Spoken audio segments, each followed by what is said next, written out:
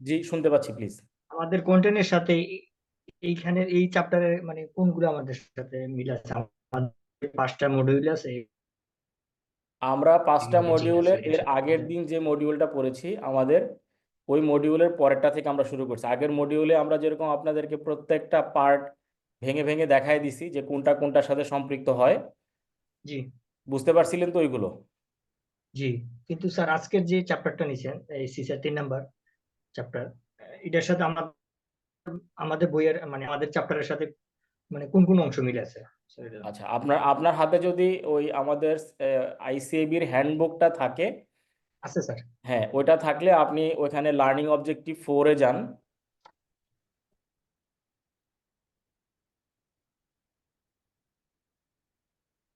তো স্যার এদিকে information system security. হ্যাঁ, ওইটার ইতে চলে যান। ও আচ্ছা স্যার, ওইখানে এইখানে তো বুঝছি স্যার। এই সিসার বইতে তো 5 নাম্বার চ্যাপ্টারটা তো আমাদের সাথে একটা আছে না, হুবহু মিলেছে স্যার 5 নাম্বার চ্যাপ্টারটা। হুবহু হুবহু আসলে কোথাওই মিলবে না, আমাদেরকে বিভিন্ন টপিকসকে আসলে কাভার করতে হবে। হুবহু মিলবে না, হুবহু মিলবে না, কারণ আমাদের তো ধরেন ইয়েতে ওনারা বেছে বেছে টপিকসগুলো দিয়েছেন আমাদের হ্যান্ডবুকে, তাই না? জি আমাদের হ্যান্ডবুকে কিন্তু উল্লেখ করেন নাই যে আমাদের সিসার রিভিউ ম্যানুয়ালে সম্পূর্ণটাই আমাদেরকে পড়তে হবে। তো ওনারা এইখানে ওই লার্নিং অবজেক্টিভগুলো দিয়ে, গাইডলাইন দিয়ে আমাদেরকে বলেছেন সিসার রিভিউ ম্যানুয়াল থেকে পড়তে। এখন টেকনিক্যাল প্রবলেম হচ্ছে, আমরা যদি ওই চ্যাপ্টারের শুরু থেকে না পড়ি, ঠিক মাঝখানে গিয়ে পড়লে ওইখানে কিছু কন্টিনিউশন আছে। ধরেন আমরা যদি শুধু ইমপ্লিমেন্টেশনটা পড়তে যাই, সে হলো আপনার ইনফরমেশন সিকিউরিটি লার্নিং অবজেক্টিভ 4-এর ইতে গিয়ে দেখেন evaluate the design, implementation, maintenance, monitoring, reporting, এই যে এই জায়গাগুলো আছে। তাহলে ইমপ্লিমেন্টেশন পড়তে হলে আমাদের তো আসলে আগের ইয়েগুলো বুঝে আসতে হবে। এই জন্য আমরা একটু এটা পড়তেছি আমাদের বেসিক এবং আমাদের আন্ডারস্ট্যান্ডিং গ্রো করার জন্য। কিন্তু আমরা প্রিপারেশন নিব, সেটা গতদিন আমরা আলোচনা করেছি, যে শুধুমাত্র আমাদের লার্নিং অবজেক্টিভে যে পয়েন্টগুলো বলা আছে সেটার উপরে।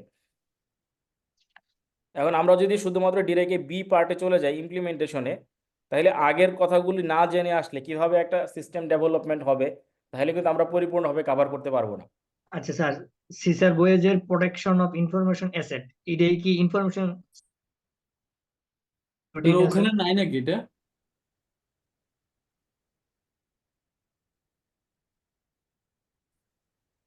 জি, আমি স্যার বুঝতে পারিনি প্রশ্নটা। স্যার, সিসার বইয়ের ভিতরে মডিউল 5-এ আছে প্রোটেকশন অফ ইনফরমেশন অ্যাসেট। জি, আর আমাদের আজকে যেটা মডিউল 4 পড়াচ্ছেন, এটা হলো ইনফরমেশন সিস্টেম সিকিউরিটি। এই দুইটা চ্যাপ্টার কি সেম না নাকি না না, আলাদা? চ্যাপ্টার চ্যাপ্টার সেম না। আমরা আমরা যেটা পড়তেছি আজকের এইখান থেকে লার্নিং অবজেক্টিভ 4-এর কিছু অংশ কভার করবে, সম্পূর্ণটা কভার করবে না, কারণ সম্পূর্ণটা আমাদের এখানে নাই। কারণ লার্নিং অবজেক্টিভে তো সিলেক্টিভ কিছু এরিয়া এখানে উল্লেখ করে দিয়েছেন। সেই কারণে আমাদের ওইটাকে বোঝার জন্য আমাদের এটা পড়তে হচ্ছে। না হলে আমরা যদি মাঝখান থেকে শুধু দুইটা টপিকস পড়ে যাই, তাহলে আমাদের বুঝতে একটু জটিলতা হইতে পারে বা আমরা হয়তো ক্লিয়ার বুঝতে নাও পারি। এই জন্য আমাদের নিজেদের ডেভেলপমেন্টের জন্য আমরা পুরো চ্যাপ্টারটাই দেখে যাচ্ছি। এখন একটা হইতে পারে যে যদি সময় খুব কম থাকে, শুধু ইমপ্লিমেন্টেশন দেখে যেতে পারি আমরা এখান থেকে।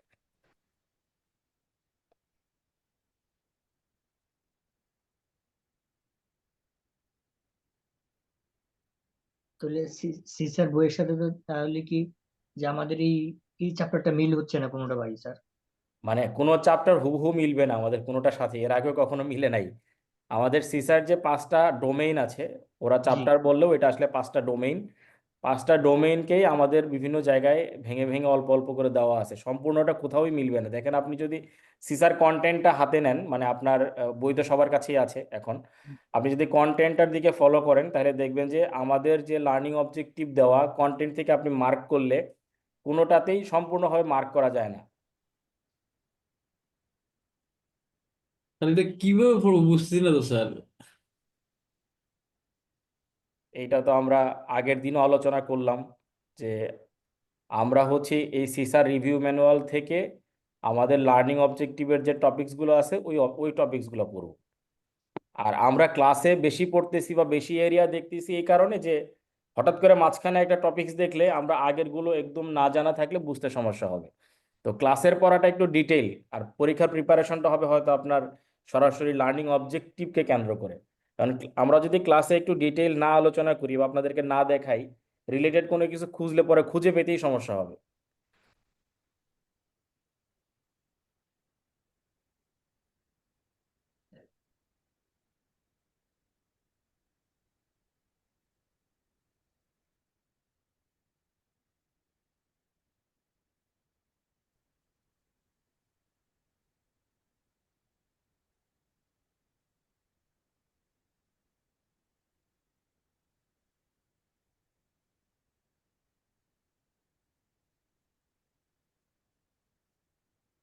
আচ্ছা, আগে আমাদের কনফিউশন গুলো অ্যারাইজ করছে যেগুলো, এগুলো সলভ করার চেষ্টা করি, তাহলে ভালো হবে। না হলে পড়ায় আগ্রহ থাকবে না বা আমরা আসলে প্রপার অ্যাটেনশন দিতে পারবো না।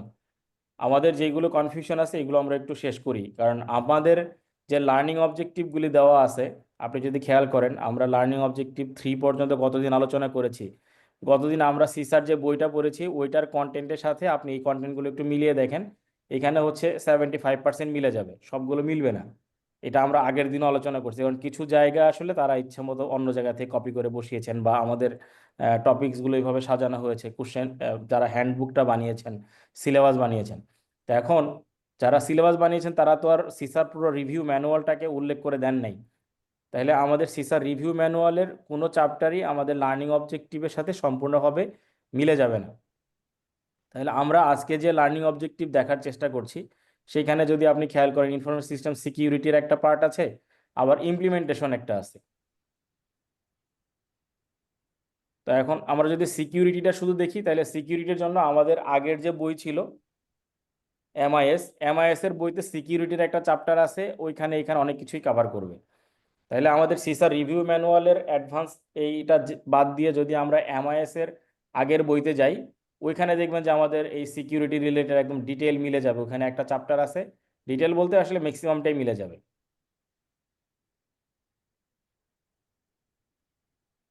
স্যার ওই চ্যাপ্টারটার নাম কি স্যার?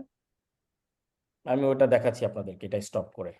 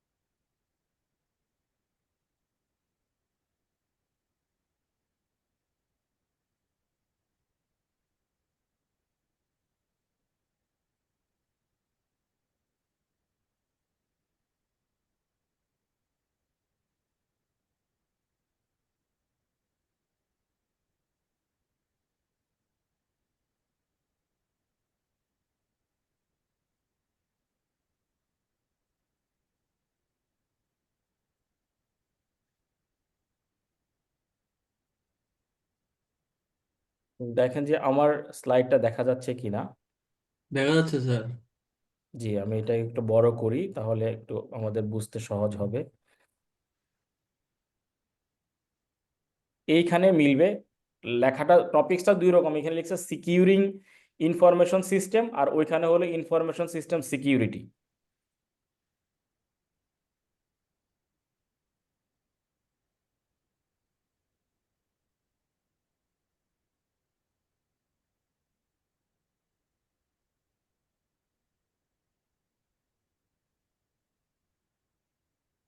তার তাহলে সিসা ম্যানুয়ালের ইয়ে যে চ্যাপ্টারটা ছিল, প্রোডাকশন ইনফরমেশন অ্যাসেট, ওটা পড়লে হবে না সেটার জন্য? হ্যাঁ, এটা পড়লেও হবে। আমরা যদি সিসা ম্যানুয়ালের 5টা ডোমেইন একবার গোথ্রো করে ফেলতে পারি, তখন দেখবেন যে আমাদের লার্নিং অবজেক্টিভে যা দেওয়া আছে সবকিছুই কভার করবে। এখন একটা চ্যাপ্টার থেকে আমরা হুবহু মিলাতে পারছি না, এটাই হচ্ছে টেকনিক্যাল প্রবলেম। ধরেন আমাদের সিসা রিভিউ ম্যানুয়ালে যেভাবে ডিটেইল লেখা আছে সব কিছু টপিকস কভার করে, কিন্তু আমাদের লার্নিং অবজেক্টিভে সব কিছু ওনারা দেন নাই। ওনারা এখান থেকে ইম্পর্টেন্ট বা তাদের কাছে যেটা মনে হয়েছে আমাদের স্টুডেন্টদের জন্য জানা দরকার, জরুরি, ওনারা এটা শেয়ার করেছেন। তখন আমরা যদি এই চ্যাপ্টারটা পড়ি যে ইনফরমেশন সিস্টেম সিকিউরিটি, এইখান থেকে অনেক কিছুই মিলে যাবে। কিন্তু আমাদেরকে তো সাজেশন দেওয়া হচ্ছে সিসা রিভিউ ম্যানুয়ালটা পড়তে, এই বইটা পড়তে আমাদেরকে সাজেশন দেওয়া হয় না। এটা এর আগের যে আমাদের কর্পোরেট সরি ইনফরমেশন টেকনোলজি গভর্নেন্সের বই এবং সিলেবাস ছিল, ওই সিলেবাসে হচ্ছে আমাদের এই এই বইটা সাজেশন আকারে দেওয়া ছিল। এখন যেইটা আমাদেরকে সাজেশন আকারে দেওয়া, ওইটা বাদ দিয়ে যদি অন্য বই পড়ি আর প্রশ্ন যদি আসলে সিসা রিভিউ ম্যানুয়াল থেকে ওনারা করে, তাহলে এটা কেমন হবে যে আমরা একটা এরিয়া কভার করছি পড়ছি কিন্তু প্রশ্ন আরেকটা এরিয়া থেকে হচ্ছে।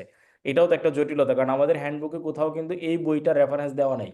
আমাদের হ্যান্ডবুকটাতে আপনি যদি লাস্টের দিকে যান, ওই যে রেফারেন্স যেখানে আছে ওইখানে জি দেখবেন যে স্যার। সিসা রিভিউ ম্যানুয়ালের কথা একদম শুরুতেই বলা আছে এবং ওইটাকেই হাইলাইট করা।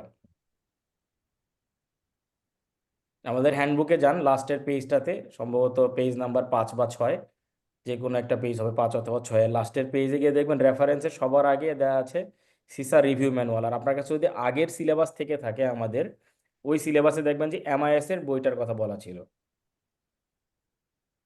স্যার এখানে আমরা যদি তিন IT governance, organisation and strategy, information security, system security and information system audit, এগুলো আমরা যদি সিসা থেকে পড়ি তাহলে হয়ে যাবে না স্যার? জি, তাহলে হয়ে যাবে। আর আমাদের প্রথম চ্যাপ্টার তো আমরা প্রথম দিনই আপনাদেরকে এটা তো শেয়ার করে দিয়েছি, লয়ের, হ্যাঁ সেটা ওইগুলো জানি সবই সেটা। আমাদের বাংলাদেশি। জি স্যার, জি স্যার। আর সেকেন্ডটা হচ্ছে এমআইএস থেকে পড়া লাগবে আর কি, 10 নম্বর হ্যাঁ, চ্যাপ্টারটা। সেকেন্ডটাও কিন্তু আমরা কভার করার চেষ্টা করছি এমআইএস থেকে। জি স্যার, জি স্যার, ঠিক আছে।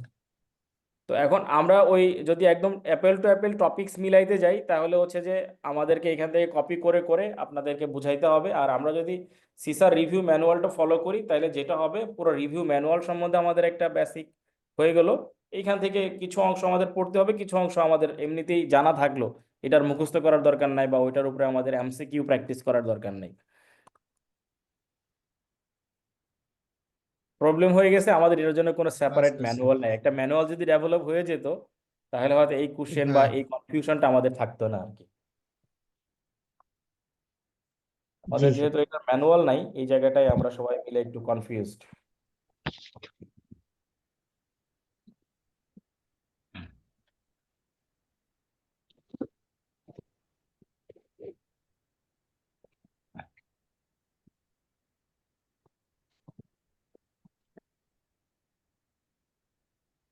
স্যার আইসিবি তো দিয়েছে স্যার, 150টা কোশ্চেন দিয়েছে।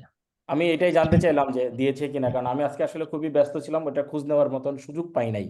এই জন্য আমি ক্লাসের শুরুতেই প্রশ্ন করলাম যে এটা ওনারা দিয়েছেন কিনা, দিয়ে থাকলে ওইটা স্যার একটু প্র্যাকটিস। আপনার জি, চ্যাট বক্সে আছে, তাহলে সবাই ওটা কপি করে নিয়ে নেন।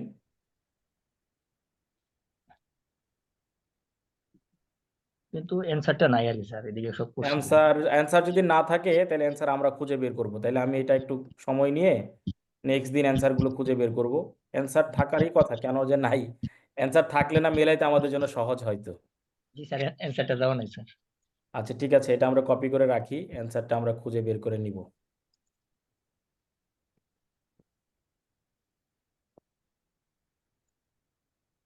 দেখেন তো অন্য কোনো ম্যাটেরিয়াল আছে কিনা অ্যান্সারের জন্য। স্যার এটা আমি চ্যাটে বেশি, তো ওয়েবসাইটে দেখতে হবে আইসিবি। কারো কাছে যদি মামুন সাহেবের নাম্বার থেকে একটা ফোন দেন, ফোন দিয়ে বলেন যে এই ডকুমেন্টটা যে দিছেন এইটার কোনো অ্যান্সার শিট দিয়েছেন কিনা 1 মিনিটে, তাইলে আমরা কনফিউশন থেকে বের হয়ে গেলাম। এখন ফোন দিব স্যার? দেন, একটা অসুবিধা না, 30 30 সেকেন্ড আর কি হবে। জাস্ট আমরা তাইলে আর খুঁজবো না, যদি ওদের কাছে থেকেই থাকে আমাদের আর নতুন করে খোঁজার কিছু নাই, আমরা ওখান থেকে কপি করে নিয়ে নিব। আর না হলে আবার এটা আমার কষ্ট করে খুঁজে খুঁজে বানাতে হবে আপনাদের জন্য, আমার জি একটু স্যার। সহজ হবে তাইলে।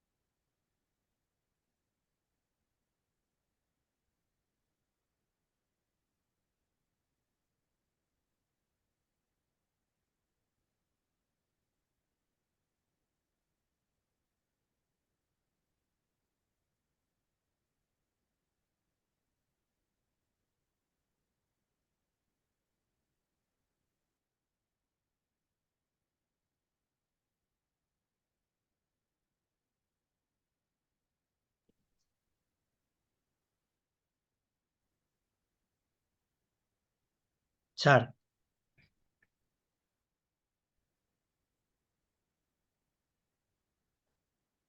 স্যার জি ভাইয়া, স্যার অ্যান্সার পেয়েছেন? শুনতে পাচ্ছেন? জি জি জি, শুনতে পাচ্ছি ভাই। না স্যার, ওনার মামুন ভাই জানে না।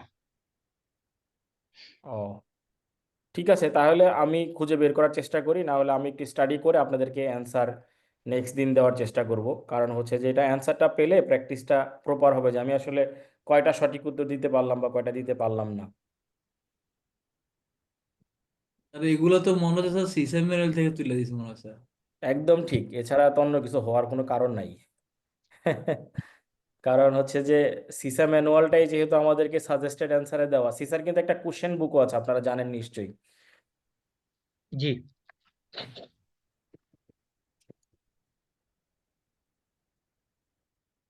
এখন ওনারা কোন এরিয়া থেকে দিছে এটা তো পুরো বই তো আর আমাদের না সাথে। না না, ওইটা খোঁজার দরকার নেই, আমি খুঁজে বের করে আপনাদেরকে দিব, সমস্যা নেই। কিন্তু ব্যাপার হচ্ছে যে এটা একটু সময় লাগবে, অনেক ধরনের প্রশ্ন আছে তো। জি, কারণ সঠিক উত্তর না হইলে, যদি কাছাকাছি যায় তাহলে তো মার্কস দিবেন, একদম বেস্ট অ্যান্সারটাই বের করতে হবে। হ্যাঁ, একটা অ্যান্সার ফাইনাল দিতে হবে। হুম হুম, তার কারণ অধিকাংশ কাছাকাছি গুলো গেলে তো স্যার সিসএমএল ফাইলে পাওয়া যাবে স্যার। জি। সিসএমএল এক কোশ্চেন গুলো দেখছি তো স্যার, বেশিরভাগই সিসএমএল থেকে দিয়ে দিস।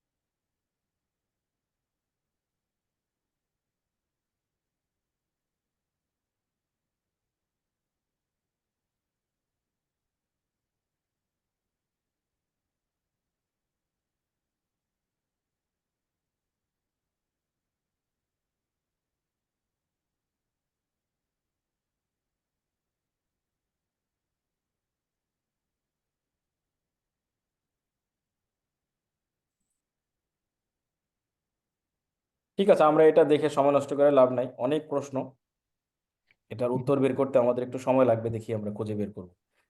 আমরা তাহলে আপনারা সবাই এটা কপি করে রেখে দেন, তাহলে হচ্ছে আপনারাও প্র্যাকটিস করতে পারবেন। আর প্রশ্নের প্যাটার্ন দেখে বোঝা যাচ্ছে মোস্টলি হচ্ছে ইয়ে থেকেই করা, সিসা রিভিউ ম্যানুয়াল থেকেই করা, কিছু হয়তো অন্য কোথাও থাকতে পারে, মোস্টলি সিসা রিভিউ ম্যানুয়াল।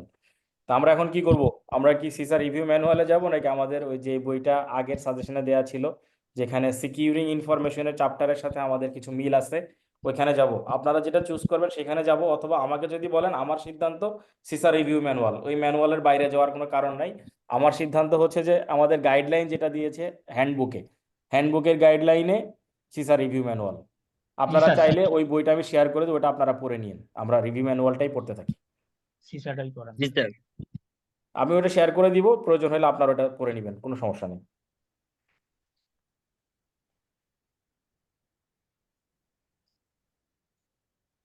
ওকে ওকে স্যার।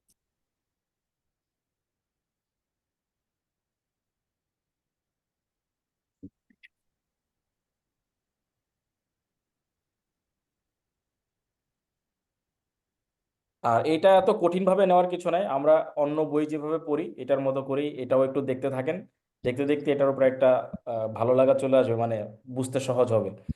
প্রথম দিকে মনে হচ্ছে যে সিসা আবার কঠিন পরীক্ষা, এটা আমরা কি পড়বো, এরকম মনে না করে আমরা এটারে আমাদের মূল বইয়ের মধ্যেই নিয়ে আসি, তাহলে একটু সহজ হবে। আর যারা ফিউচারে সিসা পরীক্ষা দিবেন তাদের জন্য তো একটু অ্যাডেড বেনিফিট হতেই পারে। তার সিসাতে কি এমসিকিউ সিস্টেমে আসে? জি জি, এমসিকিউ সিস্টেমে আসে। এই পরীক্ষা সিসা পরীক্ষার আদলেই হবে আর কি, যদিও আমাদের ওরকম ডেডিকেটেড সফটওয়্যার এখনো হয়তো নাই।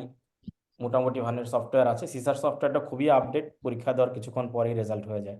আমাদের এখানেও তাই হয়, কিন্তু হয়তো র্যান্ডম কোশ্চেন হয় না, এই জন্য হয়তো আলাদা করে কোশ্চেন ডাটাবেস বানাইতে হইতে পারে। ঠিক আছে, আমরা আমাদের টপিকসে যাই। আমাদের টপিকসের প্রথম পার্ট হচ্ছে information system acquisition and development. তো অ্যাকুইজিশনের ক্ষেত্রে আমরা একটু আগে যেটা বলছিলাম যে যে কোনো সিস্টেম অ্যাকুইজিশন করার জন্য প্রতিষ্ঠানগুলো প্রথমে তার রিকোয়ারমেন্ট অ্যানালাইসিস করে। রিকোয়ারমেন্ট অ্যানালাইসিস করে তারপরে যদি রেডিলি অ্যাভেলেবল ওই প্রোডাক্ট বা ওই সিস্টেমটা মার্কেটে থেকে থাকে, ওইখান থেকে তারা প্রকিউর করে of the shelf ready product, অথবা সিস্টেম যদি ওটা ওইভাবে ম্যাচ না করে তাহলে তারা এখানে ডেভেলপ করার জন্য নিজস্ব সিস্টেম ডেভেলপমেন্ট টিম বা সফটওয়্যার ডেভেলপমেন্ট টিম নিয়ে তারা এটা মেনটেন করে। তাহলে একটা সিস্টেমের কম্পোনেন্ট কি এটা একটু আমাদের জানা দরকার, যে সিস্টেমটা আসলে কি। ইনফরমেশন সিস্টেম আমরা পড়ছি, তাহলে ইনফরমেশন সিস্টেম, ইনফরমেশনের ডেফিনেশন আমরা সবাই জানি, সিস্টেমের কম্পোনেন্টগুলো একটু জানা দরকার। তাহলে কি হবে, যে কি কি আমাদের অ্যাকুইজিশনের কাভার করবে, আমাদের অ্যাকুইজিশনের মধ্যে মূল কম্পোনেন্ট এবং এর সাথে পেরিফেরাল কি কি কম্পোনেন্ট থাকবে সবকিছু আমরা ক্লিয়ার হতে পারবো। এমনিতে সিস্টেমের ডেফিনেশনটা আমরা সবাই জানি, বলেন না একটু দেখি সিস্টেমের ডেফিনেশন কি, হোয়াট ইজ সিস্টেম আমাদের বোঝার জন্য। তাহলে হচ্ছে এইটার সাথে কি কি অ্যাকুইজিশন করতে হবে আমাদের হয়তো সহজ হবে।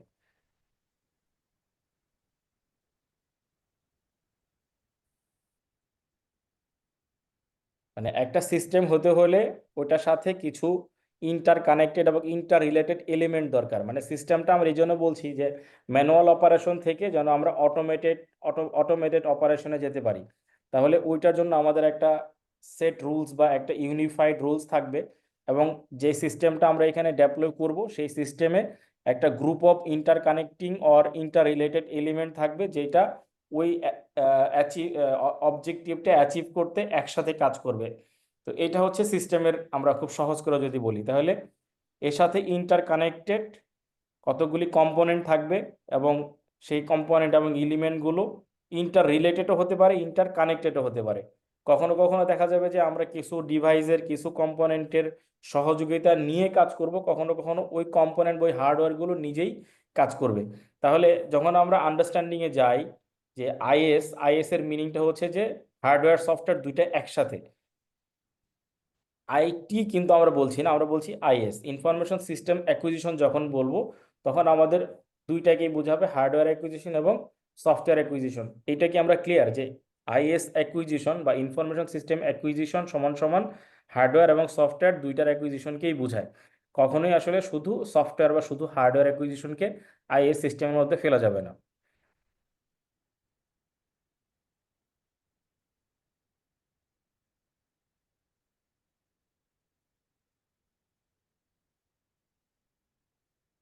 তাহলে সিসার যে এইখানকার আন্ডারস্ট্যান্ডিং, সেই অনুযায়ী আমাদেরকে কতগুলি গ্রুপ অফ অ্যাপ্লিকেশন এবং ওই অ্যাপ্লিকেশনের সাথে যে রিলেটেড সিস্টেম এবং তার একটা আর্কিটেকচারাল প্রসেস, এবং এই প্রসেসের মাধ্যমে প্রোডাক্ট বা সার্ভিস জেনারেট করতে গেলে রিলেটেড যে রিস্ক এবং ওই রিস্কের কন্ট্রোল, এই সবগুলো মিলে আসলে আমাদের অ্যাকুইজিশনের প্ল্যানিংটা করতে হবে। কারণ কোনো অ্যাকুইজিশনই এমনভাবে করা যাবে না যেখানে আসলে আমাদের সবকিছু কাভার করে না, বা একটা পার্ট কাভার করে বাকি পার্টটা আমাদের প্রবলেম থাকে, বা ওই প্রসিজার ওই স্পেসিফিক্যালি ওখানে কন্ট্রোল থাকে না। কাজেই প্রত্যেকটা জায়গায় আমাদের ইফেক্টিভলি ইফিশিয়েন্ট ওয়েতে প্রজেক্ট ম্যানেজমেন্টের কথা চিন্তা করে আমাদের প্রকিউরমেন্ট বা পারচেজের দিকে যেতে হবে। নিচে দেখেন আমাদের একটা প্যারা এভাবে বলা আছে, ইফেক্টিভ অ্যান্ড ইফিশিয়েন্ট, সরি নিচে লাস্ট প্যারাটা, effective and efficient project management requires that projects be managed based on hard factors such as deliverables, quality, cost, and deadline; soft factors such as team dynamics, conflict resolution, leadership issue, cultural difference, and communication; and environmental factors such as the political and power issue।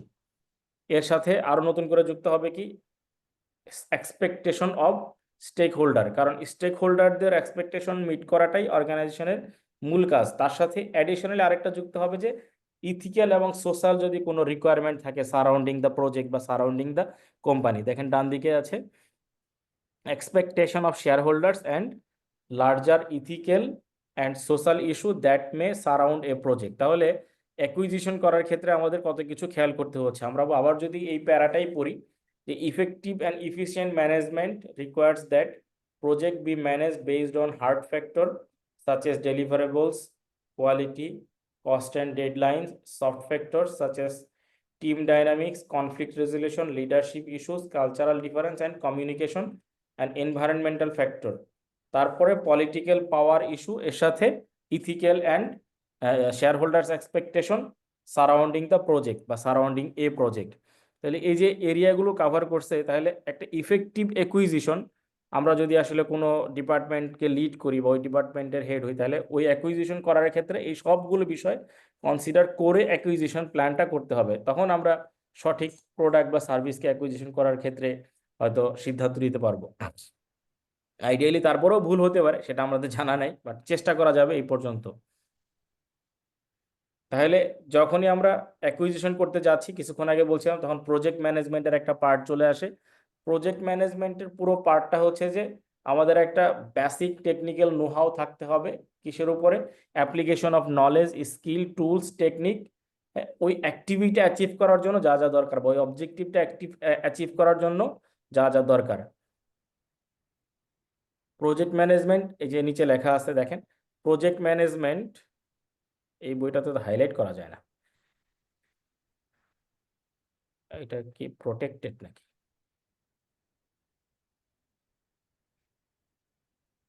সঠিক জায়গায় highlight করা যায় না।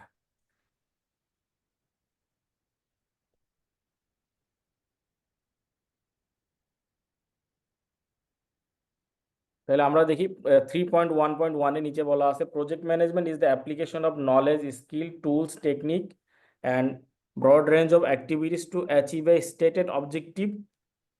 এই objective achieve করতে গিয়ে আমাদেরকে budget, deadline এবং ওই আইএস প্রজেক্টের ইউজারদের রিকোয়ারমেন্ট সহ কভার করতে হবে। তাহলে বেশ বড় কিন্তু এরিয়াটা, আমরা যে অ্যাকুইজিশনের কথা বলছি, এটা অনেক বড় একটা এরিয়া একসাথে কভার করছে আমাদের অ্যাকুইজিশন প্ল্যান, এটা কভার করার জন্য।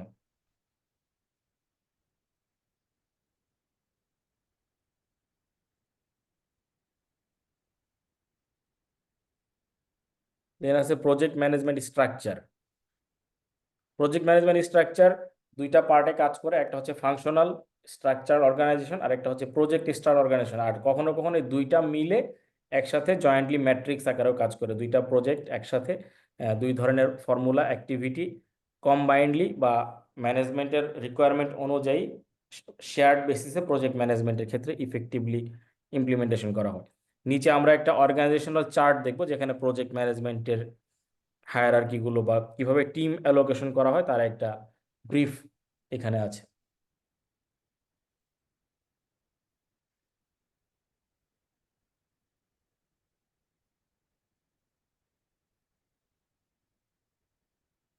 আমরা গতদিন যেরকম আলোচনা করেছিলাম প্রজেক্ট স্টিয়ারিং কমিটি, উপরের দিকে দেখেন লেখা আছে সিনিয়র ম্যানেজমেন্ট, প্রজেক্ট স্পন্সর, এরা হচ্ছে প্রজেক্ট স্টিয়ারিং কমিটির মেম্বার। আর এই পাশে যারা আছে যে ইউজার ম্যানেজমেন্ট এবং প্রজেক্ট ম্যানেজার, তারা ওই প্রজেক্টের বা ওই আইএস সিস্টেমের যে রিকোয়ারমেন্টটা, এইটার কোয়ালিটিটা বা এটা আমার রিকোয়ারমেন্ট অনুযায়ী সাপোর্টটা দিচ্ছে কিনা, এটা তারা অ্যাসিওর করে। দেন নিচের পার্টে আছে সিস্টেম ডেভেলপমেন্ট এবং যারা ইউজার, টেকনিক্যাল ইনফ্রাস্ট্রাকচার এবং সিকিউরিটি অফিসার। তো যে সিস্টেমটা ডেভেলপ করা হচ্ছে এটা সিকিউরড ওয়েতে বিজনেস অপারেশনে রান করছে কিনা একটা department, technical infrastructure lead, user project management বা ইউজার প্রজেক্ট টিম এবং সিস্টেম ডেভেলপমেন্ট প্রজেক্ট টিম, এই সবার সমন্বয়ে আসলে একটা প্রজেক্ট ম্যানেজমেন্ট হয়। এবং এখানে নিচের দিকে আসলে প্রজেক্টের তার যার যার যার জব ডিসক্রিপশন অনুযায়ী তাদের জবগুলোকে বা টাস্কগুলোকে ডিফাইন করে দেওয়া হয়। প্রজেক্ট ম্যানেজমেন্টে অনেকগুলো কমিটি সমন্বয়ে কাজ করে।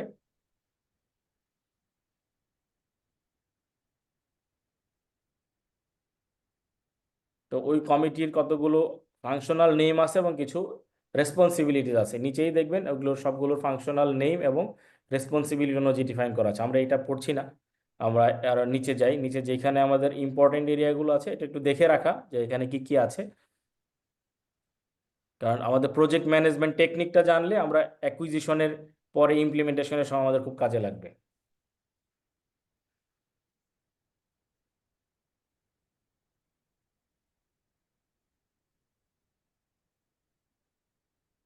উম,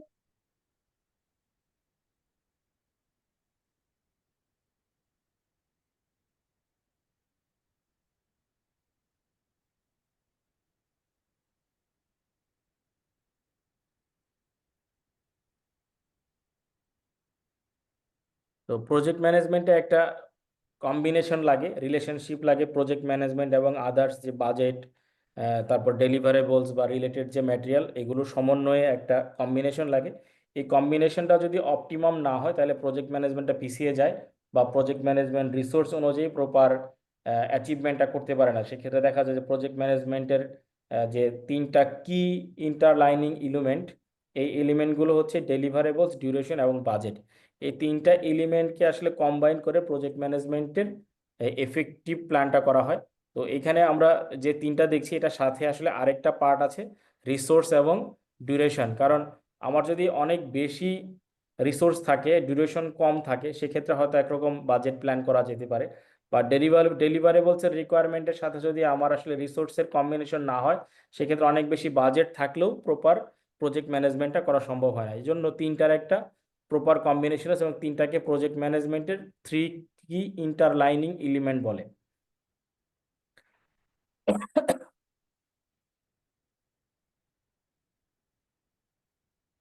প্রোগ্রাম ম্যানেজমেন্টে একটা বেসিক প্রোগ্রাম রোল থাকে, এটাকে টিপিক্যাল প্রোগ্রাম রোল বলে। প্রোগ্রাম রোল হচ্ছে প্রোগ্রাম ওনার, প্রোগ্রাম ম্যানেজার এবং প্রোগ্রাম টিম মেম্বার।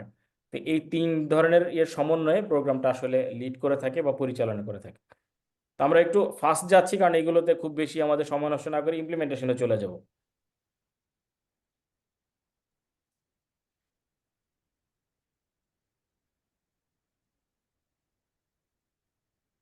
কোনো প্রজেক্ট ইমপ্লিমেন্টেশনের আগে প্রজেক্ট ইনিশিয়েশন বা অ্যাকুইজিশনের ইনিশিয়েশন মিটিং থাকে। প্রজেক্ট ইনিশিয়েশনের ক্ষেত্রে সবসময় আমাদেরকে খেয়াল করতে হয় যে আসলে রিকোয়ারমেন্ট বেসিসে প্রজেক্টটাকে আমাদের ডেফিনেশনের আন্ডারে নিয়ে আসা। প্রজেক্ট ইনিশিয়েশনের ক্ষেত্রে আমাদের দুইটা বা তিনটা এরিয়া মেজর থাকে, আর বাকি পার্টগুলো রিকোয়ারমেন্ট অনুযায়ী চেঞ্জ হয়।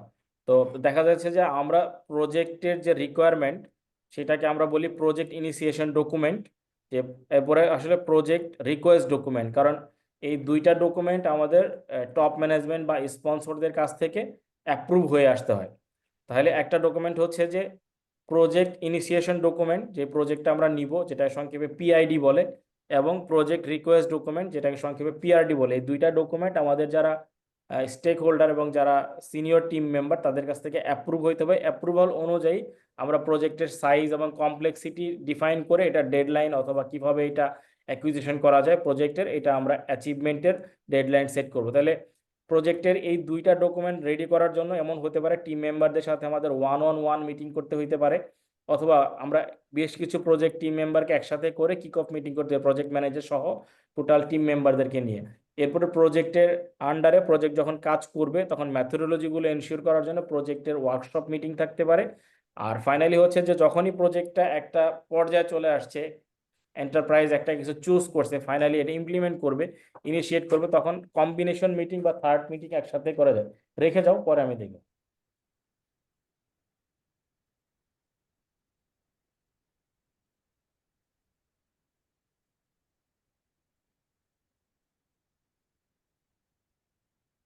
দেখা যাচ্ছে প্রজেক্টের অবজেক্টিভ, এইটা আসলে তেমন বেশি আমাদের বোঝার নাই, কারণ আমরা কি কারণে আমাদের এই আইএস সিস্টেমটা পারচেজ করতে চাই, এইটা ডিফাইন করার পরেই আসলে আমরা পারচেজের দিকে যাব। কাজেই আমরা খেয়াল করতে হবে যে বিজনেসের রিকোয়ারমেন্টটা কি, এবং ওই অনুযায়ী নিচে দেখা যাবে যে প্রজেক্ট ডেফিনেশনের জন্য কিছু অবজেক্টিভের একটা ক্রাইটেরিয়া বলে দেওয়া আছে। সেই ক্রাইটেরিয়াটা ফুলবি লাস্ট দিকে দেখেন, তিনটা টায়ার আছে এখানে।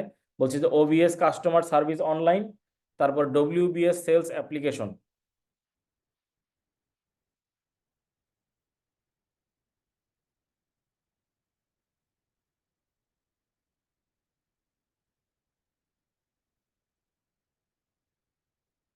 তো ওবিএস এর পরে ইলাবোরেশন হচ্ছে যে অবজেক্ট ব্রেকডাউন স্ট্রাকচার। তাহলে যেখানে আমাদের অবজেক্টগুলোকে আছে, সেই অবজেক্টগুলোকে একসাথে একটা সার্ভিস অনলাইন নিয়ে আসা। আর ডব্লিউবিএস হচ্ছে ওয়ার্ক ব্রেকডাউন স্ট্রাকচার। এই দুইটা কনফার্ম করে আমাদের অবজেক্টিভটা অ্যাপ্লিকেশন ডেভেলপমেন্টের সাথে কোর ম্যাচ করে নেওয়া, এবং ফাইনালি কোর ডেভেলপমেন্ট, এবং ওই ডেভেলপমেন্টটা বিজনেসের রিকোয়ারমেন্ট অনুযায়ী অবজেক্ট ওরিয়েন্টেড অথবা তাদের ওয়ার্ক ব্রেকডাউনের রিকোয়ারমেন্ট অনুযায়ী ডেভেলপমেন্ট করা হয়ে থাকে।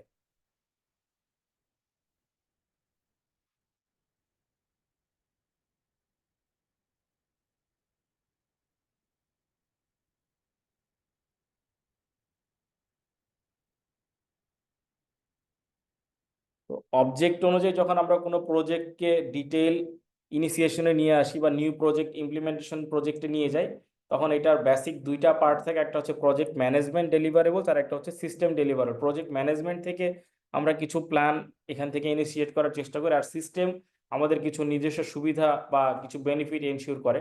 তাহলে সিস্টেম ইনফ্রাস্ট্রাকচার স্ট্রাকচার থাকে, রিকোয়ারমেন্ট অ্যানালাইসিস, সাবসিস্টেম রিকোয়ারমেন্ট, কারণ এই সিস্টেমের সাথে আরো যদি কোনো সিস্টেমের রিকোয়ারমেন্ট পড়ে যায় তাহলে সাবসিস্টেম রিকোয়ারমেন্ট, যদি ডেডিকেটেড কোনো অ্যাপ্লিকেশন প্রয়োজন হয় তাহলে application development, application conversion for স্ক্রিপ্টের মাধ্যমে আমাদের অ্যাপ্লিকেশনগুলোকে কনভার্ট করতে পারি। এরপরে আমাদের ফাইনালি যদি কোনো কিছু ইমপ্লিমেন্ট হওয়ার পরে মনে হয় যে আরও ডেভেলপমেন্ট প্রয়োজন, তখন চেঞ্জ প্ল্যান থাকে বা চেঞ্জ ওভার প্ল্যান থাকে, যে আমরা যেই জায়গায় যেটা ইমপ্লিমেন্ট করেছি এটার সাথে আমাদের আরও কিছু চেঞ্জ করে এটাকে কাস্টমাইজ করে তারপরে ফাইনাল সাইজেবল বিজনেসের যে রিকোয়ারমেন্ট ওই জায়গায় যায়, তখন সফটওয়্যার সাইজ এস্টিমেশন করা হয় যে কী ধরনের সফটওয়্যার ডেভেলপমেন্ট করা হবে। ফাইনালি ওই সফটওয়্যারটাই ইনফরমেশন সিস্টেম ডেভেলপমেন্ট প্রজেক্টে ইমপ্লিমেন্ট করার জন্য সাজেশন দেওয়া হয়, বা সিস্টেম ডেভেলপমেন্ট লাইফ সাইকেলে ওই প্রোডাক্টটাই ডেভেলপমেন্ট করা হয়।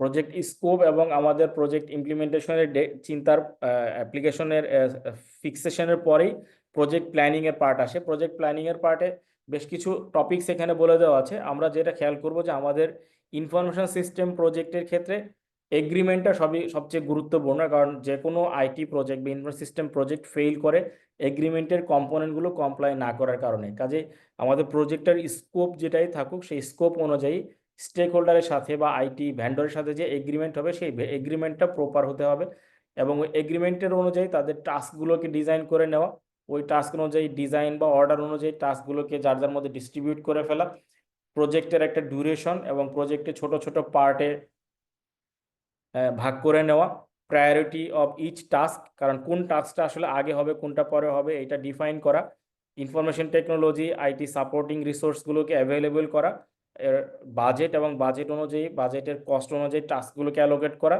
এরপরে হচ্ছে labour, service, material, plant equipment, resource, এই সবগুলোকে একসাথে করে প্রজেক্ট প্ল্যানিং বা প্রজেক্ট ইমপ্লিমেন্টেশনের কাজ স্টার্ট করা। এখানে যা দেওয়া আছে এর বাইরেও আরো অনেক কম্পোনেন্ট থাকতে পারে, এটা হচ্ছে বেসিক কম্পোনেন্ট।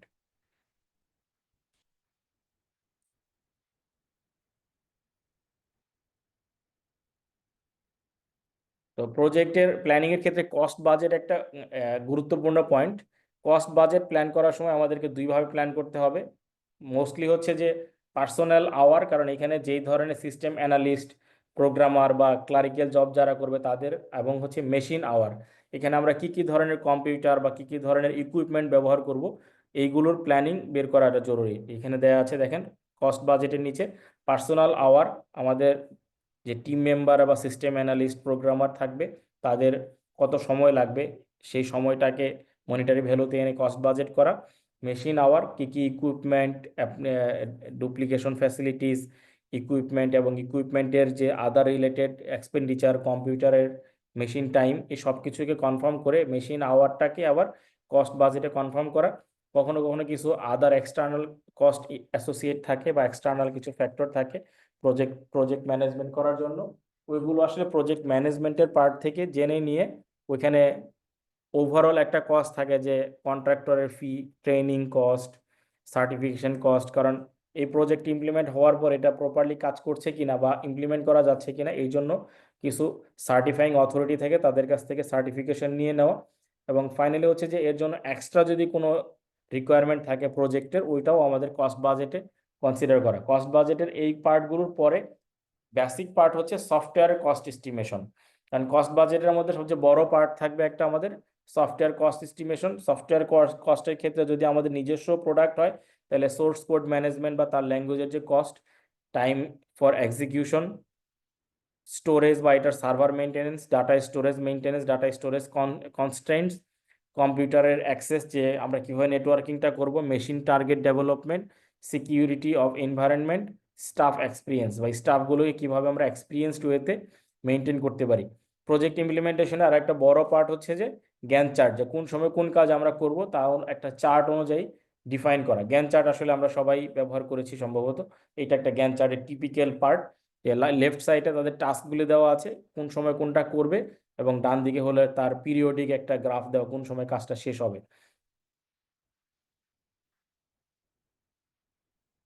এই পর্যন্ত অ্যাপ্রুভ হয়ে গেলে, ডকুমেন্টেড হয়ে গেলে, টাইম ম্যানেজমেন্টের পরে বা টাইম বক্স ম্যানেজমেন্টের পরে প্রজেক্ট এক্সিকিউশনের পার্টটা শুরু হয়।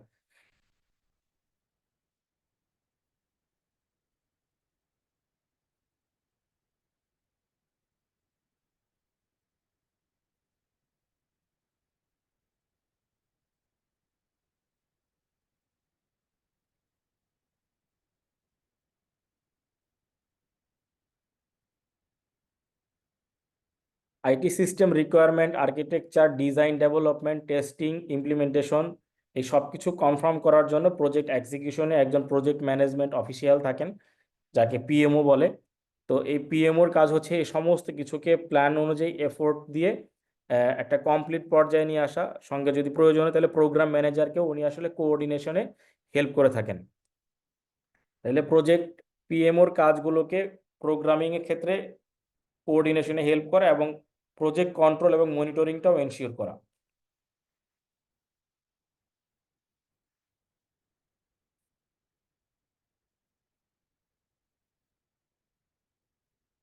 এই প্রক্রিয়ায় আইএস অডিটরের কিছু রোল আছে। আইএস অডিটর এই প্রজেক্ট ম্যানেজমেন্টটা রিভিউ করতে পারে।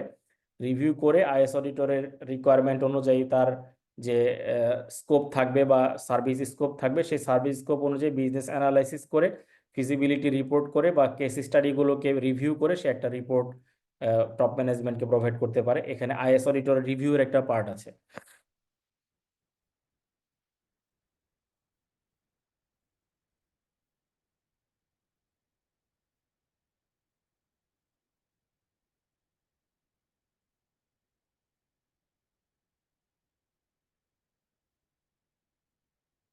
আমরা এটা একটু দেখি। 3.2.1 IS auditors role in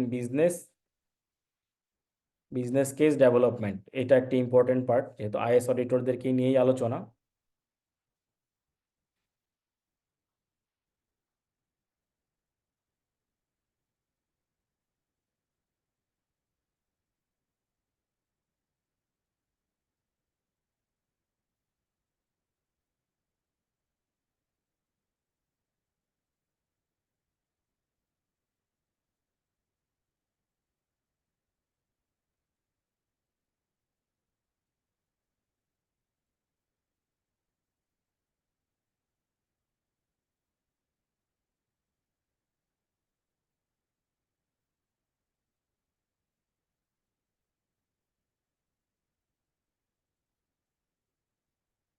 is auditor feasibility study করার জন্য বা এখানে তার টাস্কগুলোকে টিপিক্যালি পারফর্ম করার জন্য কয়েকটা এরিয়া কভার করতে, review and evaluate the criticality of business and IS process requirement. যে রিকোয়ারমেন্ট অ্যানালাইসিস করে প্রজেক্টটা নেওয়া হচ্ছে, এটা আসলে কতটুকু এই বিজনেসের রিকোয়ার্ড।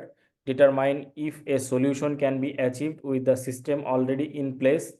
যে সিস্টেম আছে সেখান থেকেই কোনো সলিউশন বের করা যায় কিনা alternatively. If not, review the evaluation of alternative solution for reasonableness. Determine the reasonableness of the chosen solution based on their strengths and weakness. Determine whether all cost justification benefits are verifiable and reflect anticipated cost and benefits to be realized. Review the documentation produced for reasonableness. এই কয়েকটা document দেখে feasibility স্টাডির উপরে is auditor তার comments করতে পারে। Basically এই কমেন্টসটা base করবে তার স্কোপ অফ ওয়ার্কের উপরে। যেই অডিটর বা যেই পার্টে কাজ করছেন তার স্কোপ অফ ওয়ার্কের উপরে। এইগুলো ফাইনাল হয়ে গেলে অডিটর রিপোর্ট বা তার কনসেন্ট্রেটেড রিপোর্ট পেয়ে গেলে শুরু হবে আমাদের বিজনেস অ্যাপ্লিকেশন ডেভেলপমেন্ট। এই পার্টে হচ্ছে business application development. Business application development দুইভাবে হয়। অর্গানাইজেশন তার নিজের প্রয়োজনের জন্য বিজনেস অ্যাপ্লিকেশন ডেভেলপ করতে পারে, এটা বলে organisation centric. Objective of organisation centric application is to collect, store, archive and share information with business user and various application support function as need to know basis। তাহলে অর্গানাইজেশনের requirement অনুযায়ী যদি আসলে কোনো সিস্টেম অ্যাপ্লিকেশন ডেভেলপমেন্ট করা হয়, business application development হয় organisation centric, সেই ক্ষেত্রে system development life cycle follow করে এই প্রোডাক্টটা বা সিস্টেমটা ডেভেলপ করা হয়ে থাকে। এর পাশাপাশি আরেকটা প্ল্যানিং থাকে, এটা হচ্ছে এন্ড ইউজার সেন্ট্রিক। যারা আসলে আমার কাস্টমার বা যারা এন্ড ইউজার, তাদেরকে কেন্দ্র করে ওই সিস্টেমটাকে ডেভেলপ করা। Objective of an end user centric application is to provide different views of data for their performance optimisation. যারা আসলে ফাইনাল ইউজার, তারা তাদের পারফরমেন্স অপটিমাইজেশনের জন্য ওদেরকে মাথায় রেখে আমরা সিস্টেম ডেভেলপমেন্ট বা system application, business application development করতে পারি। তাহলে দুই ধরনের অ্যাপ্লিকেশন ডেভেলপমেন্ট প্রোগ্রাম থাকে, একটা হচ্ছে অর্গানাইজেশন সেন্ট্রিক আর একটা হচ্ছে এন্ড ইউজার সেন্ট্রিক।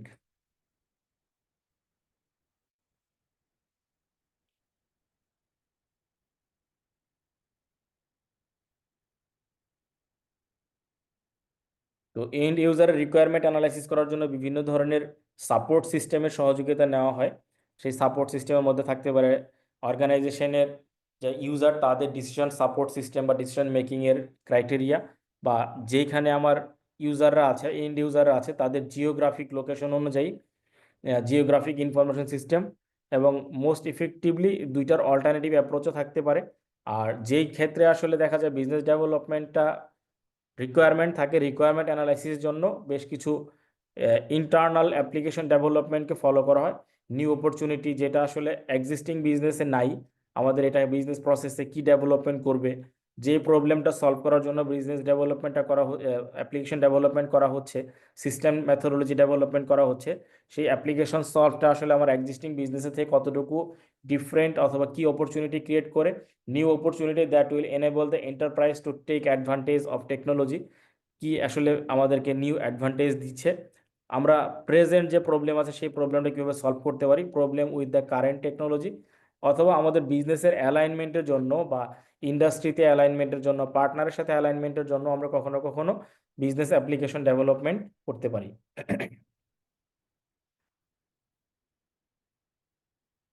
সিস্টেম যখনই ডেভেলপমেন্টের পার্ট আসে, তখন সিস্টেম ডেভেলপমেন্টের একটা লাইফ সাইকেল বা মডেল ফলো করতে হয়। এটাকে সংক্ষেপে এসডিএলসি বলে। সিস্টেম ডেভেলপমেন্ট লাইফ সাইকেল মডেলকে সংক্ষেপে এসডিএলসি বলে। এসডিএলসি বেশ কয়েকভাবেই ডেভেলপ করা যায়: traditional waterfall model, V shape model অথবা ইন্টারেক্টিভ মডেল। এই তিনটা মডেল কমনলি ইউজড। এর বাইরেও আসলে চাইলে সিস্টেম ডেভেলপমেন্টের বিভিন্ন পার্টে ফলো করা যেতে পারে। তো তিনটা তিনটা মডেলের মধ্যে সবচেয়ে কমন হচ্ছে traditional waterfall model. Waterfall model হচ্ছে যে requirement, design, implementation, verification, maintenance, এরকম একটার পর একটা ধাপে ধাপে কাজগুলো হবে স্টেয়ার অনুযায়ী, এক ধাপ শেষ করে আরেক ধাপ, আরেক ধাপ শেষ করে আরেক ধাপ। আর ভেরিফিকেশন বা ভি শেপ মডেলের ক্ষেত্রে যেটা হয় যে একটা সিস্টেম ডেভেলপ প্ল্যান করা হলো, একটা পার্ট ডিজাইন করা হলো, ওইটা টেস্ট করে দেখলো যে এটা ইফেক্টিভলি ইমপ্লিমেন্ট হয়েছে, আবার আরেকটা পার্ট ডিজাইন করলো, ওইটাও ইন্টিগ্রেশনে গিয়ে টেস্ট করলো, টেস্ট করে দেখলো যে ওকে থাকে, তাহলে পরের ধাপে যাবে। তারপরে ফাংশনাল রিকোয়ারমেন্ট বা ইউজার রিকোয়ারমেন্ট, এইভাবে ধাপে ধাপে আসলে ভেরিফিকেশন সিস্টেমের মাধ্যমে সফটওয়্যার ডেভেলপমেন্ট করা। এই পদ্ধতিতে করলে সবচেয়ে ভালো যেটা হয় যে যে সফটওয়্যারটা বা সিস্টেমটা, অ্যাপ্লিকেশনটা ডেভেলপ হচ্ছে, এটা ফাইনালি ইন্টারেক্টিভলি ইফেক্টিভলি ভ্যালিডেট করা যায়। এটাকে আর কাস্টমাইজ করে বেশি পরিবর্তন করার প্রয়োজন হয় না, কারণ প্রতিটা ডেভেলপমেন্ট স্টেজই আসলে এটা চেক করে করে বা ইউজারের অ্যাকসেপ্টেন্স নিয়ে নিয়ে তারপরে করা হয়েছে। আর ইটারেক্টিভ প্রসেসের ক্ষেত্রে কতগুলো রিকোয়ারমেন্ট অ্যানালাইসিস করা হয়, ওই রিকোয়ারমেন্টের ভিত্তিতে ডিজাইনের উপর টেস্টিং, ইমপ্লিমেন্টেশন, রিভিউ, আবার ডিজাইন, টেস্টিং, ইমপ্লিমেন্টেশন, রিভিউ, এরকম তিন ধাপে কাজ করে করে ফাইনালি অ্যাপ্লিকেশন ডেভেলপ করা। তাহলে সিস্টেম ডেভেলপমেন্ট মডেলের ক্ষেত্রে তিনটা মডেল আমরা কমনলি দেখি এক্সিস্ট করে: একটা ট্র্যাডিশনাল ওয়াটারফল মডেল, একটা হচ্ছে ভি শেপ মডেল, আর একটা হচ্ছে ইটারেক্টিভ মডেল। তিনটা মডেলের নিচে ডিটেল দেওয়া আছে, আমরা দেখি। এটা হচ্ছে ট্র্যাডিশনাল ওয়াটারফল মডেল।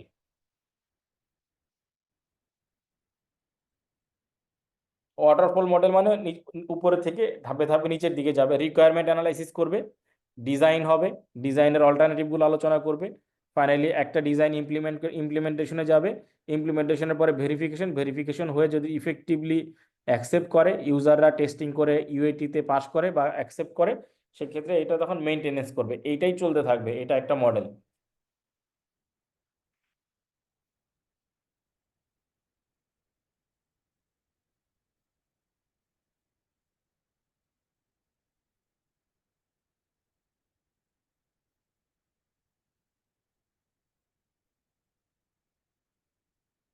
তাহলে ওয়াটারফল মডেল হচ্ছে যে systematic sequential approach to system or software development. তাহলে ওয়াটারফল মডেলকে আমরা এইভাবে চিন্তা করতে পারি, approach is based on a systematic sequential approach to system or software development.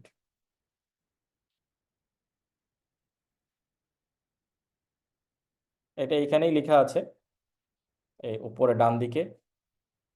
The approach is based on a systematic sequential approach to system or software development.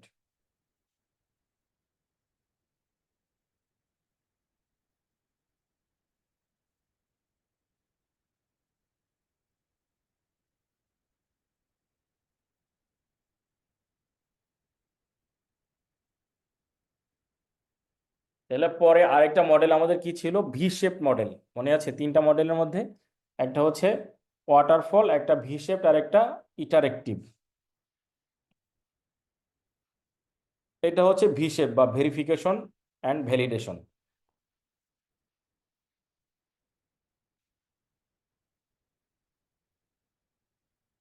Verification and validation.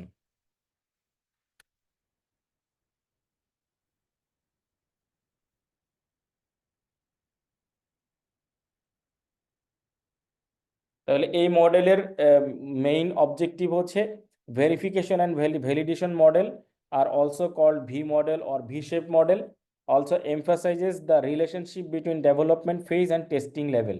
তাহলে যেই যেই ফেজটা development হচ্ছে সেটা test করে acceptance হলেই second লেভেলে ডেভেলপমেন্টের জন্য যাচ্ছে বা টেস্টিং করার জন্য যাচ্ছে।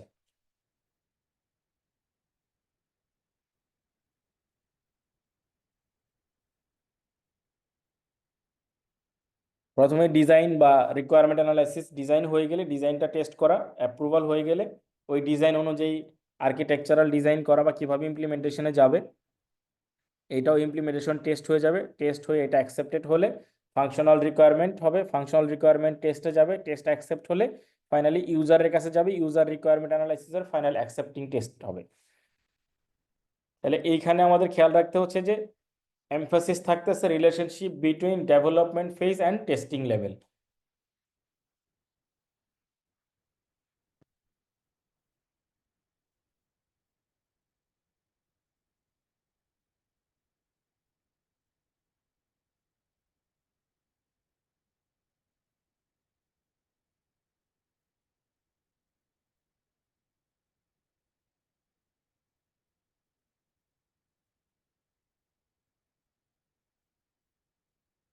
বড় কোনো প্রজেক্টে বা লার্জ প্রজেক্টে এই মডেলটা ব্যবহার করা হয়। এখানে সুবিধা হচ্ছে যে অ্যানালাইসিস করে করে যে ফাইনাল অ্যাপ্রুভাল পাওয়ার পরে আবার সেকেন্ড ফেজে ডেভেলপমেন্ট শুরু হয়।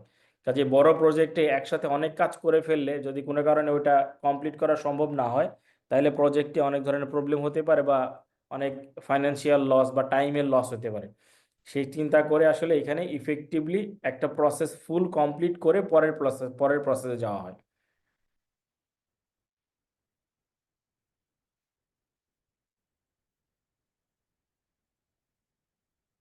তাহলে এইখানে থাকে কি, এইটাতে যেটা হয় ডেভেলপমেন্ট প্রসেস প্রত্যেকটা ফেজে রিকোয়ারমেন্ট অ্যানালাইসিস করে, রিকোয়ারমেন্টের টেস্টিং করে, রিকোয়ারমেন্টের সাবসিকুয়েন্ট পজিশন চেক করে ইমিডিয়েটলি ইমপ্রুভ বা প্রসেসটা দেখে, দেখে ফাইনালি এটা ইফেক্টিভলি হলে রিভিউ করার পরে ইমপ্লিমেন্টেশনে যায়।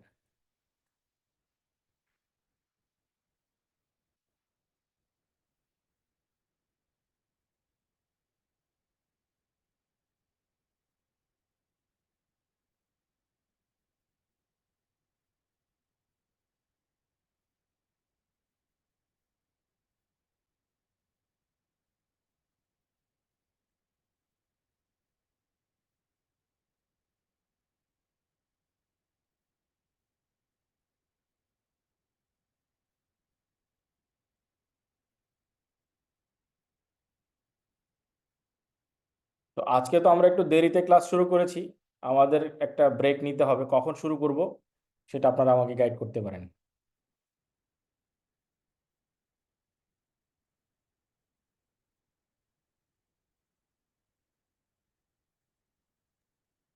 আর 10 মিনিট স্যার। হ্যাঁ, মানে এখনই যাব আমরা 10 মিনিটের ব্রেকে না কিছুক্ষণ পরে? স্যার এখনই যাই। আচ্ছা, মেজরিটি যদি এখনই বলে তাহলে এখন আমার ঘড়িতে বাজে হচ্ছে 9টা 14, বা ধরেন 9টা 15। 10 মিনিটে হবে নাকি 15 মিনিট? 10 মিনিট কিন্তু অনেক কম সবার জন্য। না, আমার কাছে 10 মিনিট মনে হয়, আর বাকিরা কিভাবে কি আচ্ছা, বলে। আমরা আমরা 15 মিনিট রাখি, যেহেতু আমরা আজকে একটু দেরিতে শুরু করছি, একটু ব্রেক থাকলো সবার জন্য, একটু রেস্ট নিলেন বা একটু কফি খাইলেন, চা খাইলেন, আমরা আবার শুরু করি 15 মিনিট। মুভমেন্টের যে আমরা 3টা ফেজ দেখলাম, 3 ধরনের। একটা দেখলাম আমরা হচ্ছে ভি শেপড, একটা দেখলাম আমরা ট্র্যাডিশনাল ওয়াটারফল, এবং লাস্ট ওয়ান দেখলাম আমরা হচ্ছে ইটারেক্টিভ মডেল। এই 3টা মডেলে সফটওয়্যার ডেভেলপমেন্ট বা সিস্টেম ডেভেলপমেন্ট লাইফ সাইকেলের যে পার্টগুলো আছে এগুলো বিভিন্ন ফেজে ডিটারমাইন করা আছে। এই ফেজগুলো আমরা একটু আলোচনা করি। এসডিএলসির ফেজ এবং ওইখানে জেনারেল ডেসক্রিপশন যে কি কি কাজ মিনিমাম করতে হয়। System development life cycle phase, যেটাকে সংক্ষেপে এসডিএলসি অ্যাপ্রোচও বলে, এখানে 6টা বেসিক ফেজ আছে। কোনো কোনো বইতে আরো ডিটেল থাকতে পারে, বাট 6টা হচ্ছে একদম বেসিক। এই 6টা ফেজের মধ্যে প্রথম ফেজটা হচ্ছে feasibility study, phase 1। Phase 2 requirement definition. Phase 3-তে আছে software selection and acquisition. Phase 3 আবার আরেকটা পার্ট আছে, সেটা হলো ডিজাইন, যদি ইন হাউস ডেভেলপমেন্ট করা হয়ে থাকে। ফেজ 4-এ আছে 2টা পার্ট, কনফিগারেশন ফেজ এবং ডেভেলপমেন্ট ফেজ। কনফিগারেশন ফেজ তখন যখন সফটওয়্যারটা আমরা পারচেস করি, আর ডেভেলপমেন্ট ফেজ যখন যখন ইন হাউস ডেভেলপমেন্ট হয়। ডেভেলপমেন্ট বা অ্যাকুইজিশন কনফিগারেশনের পরে এটাকে টেস্টিং এবং ইমপ্লিমেন্টেশন, আর ফাইনালি হচ্ছে পোস্ট ইমপ্লিমেন্টেশন। এই 6টা আমাদের basic phase for software development life cycle. এইগুলো আমরা একটু মনে রাখি, কারণ এখান থেকে এমসিকিউ হওয়ার সম্ভাবনা থাকতে পারে। সিস্টেম ডেভেলপমেন্ট লাইফ সাইকেল একটা ইম্পর্টেন্ট পার্ট। তো সিস্টেম ডেভেলপমেন্টের যে ফেজগুলো আছে আমরা একটু নিজেরা আবার মনে করার চেষ্টা করি। Phase 1 feasibility study, phase 2 requirement definition বা রিকোয়ারমেন্ট অ্যানালাইসিস, ফেজ 3। ফেজ 3-এরও 2টা পার্ট আছে, একটা পার্টে হচ্ছে আমাদের সফটওয়্যার সিলেকশন অ্যান্ড অ্যাকুইজিশন, আর যদি ইন্টারনাল হয়ে থাকে তাহলে সফটওয়্যার ডিজাইন বা ইন হাউস ডেভেলপমেন্টের পার্ট হলো সফটওয়্যার ডিজাইন। 4 নম্বরে হচ্ছে যদি আমরা পারচেস করি তাহলে কনফিগারেশন, আর যদি ইন হাউস হয় তাহলে ডেভেলপমেন্ট। 5 নম্বরে হলো ফাইনাল টেস্টিং অ্যান্ড ইমপ্লিমেন্টেশন। 6 নম্বরে পোস্ট ইমপ্লিমেন্টেশন অ্যান্ড টেস্টিং। তো এই যে আমাদের ফিজিবিলিটি স্টাডি থেকে শুরু করে পোস্ট ইমপ্লিমেন্টেশন পর্যন্ত প্রক্রিয়া, এই প্রক্রিয়ায় বিভিন্ন ধরনের ইউজার অ্যাকসেপ্টেন্স টেস্টের প্রয়োজন হয়। এক্সটার্নালি যে প্রোডাক্টগুলোকে পারচেস করা হয় সেগুলো এখানে আমাদের অনগোয়িং সিস্টেমের সাথে কিভাবে ম্যাচ করানো যায়, এই জন্য প্রোগ্রাম চেঞ্জিং বা প্রোগ্রাম চেঞ্জিং কোড ডেভেলপমেন্ট থাকে কনফিগারেশনের সময়।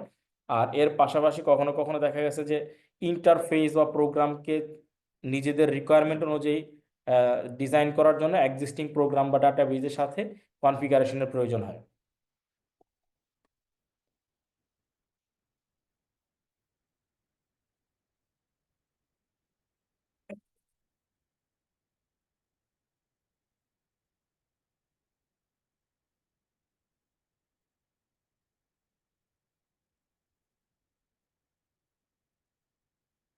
তাহলে সিস্টেম ডেভেলপমেন্টের বিভিন্ন ফেজ সম্বন্ধে আমরা জানলাম।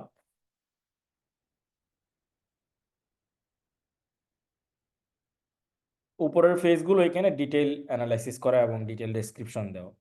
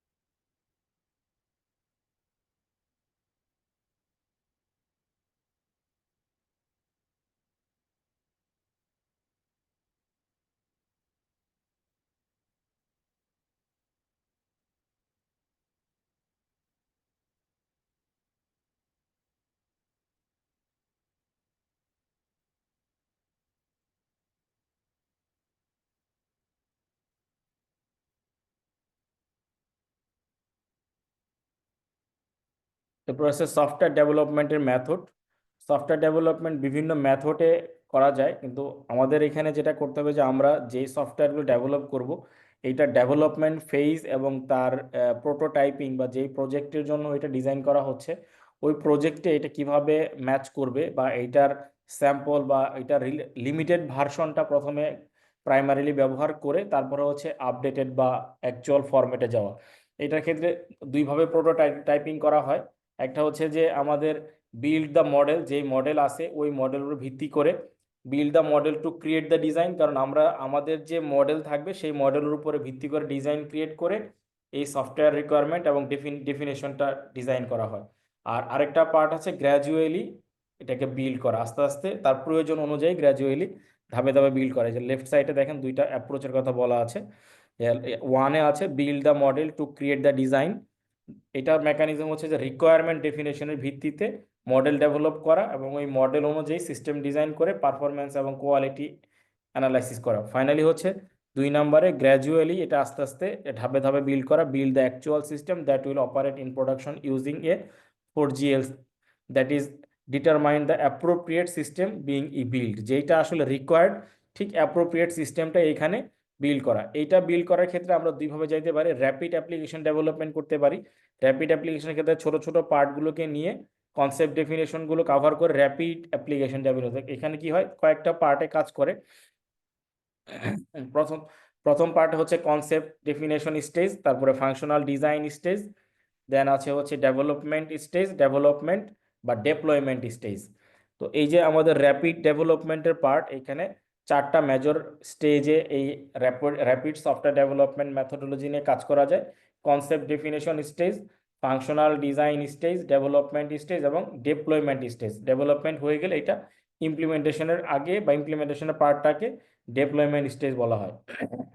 এই র্যাপিড ডেভেলপমেন্ট বা সফটওয়্যার ডেভেলপমেন্টের ক্ষেত্রে যেটা হয় যে অবজেক্ট ওরিয়েন্টেড সফটওয়্যার ডেভেলপমেন্টটাই বেশি হয় আসলে, সেটাকে বলে OOSD, object oriented software development. আবার অনেক ক্ষেত্রে দেখা যায় যে আমাদের যে এক্সিস্টিং ডাটা আছে সেই ডাটার উপরে ভিত্তি করে সফটওয়্যার ডেভেলপমেন্ট হয় বা সিস্টেম ডেভেলপমেন্ট হয়, সেটাকে বলে data oriented system development, DOSD। এই দুইটা মেথডই আসলে আমাদের র্যাপিড সিস্টেমে সফটওয়্যার ডেভেলপমেন্ট হয়।